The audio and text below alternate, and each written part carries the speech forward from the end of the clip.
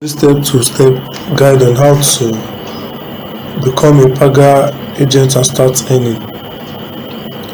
The first thing to do is visit www.mypaga.com. Then navigate to the agent section and fill out the agent interest form. You can also register your interest by emailing their customer support. So a Paga field representative will contact you with onboarding instructions. You will need to provide valid identification such as your NIN, voter's card or passport. So your personal details and information about your business location. Then you pay the onboarding fee. You pay the official agent setup fee, which covers your branding materials and initial startup fund. Then the next thing is account setup and training. Once your fee is confirmed, your agent account will be created and a Paga representative will train you on how to process transactions on the platform.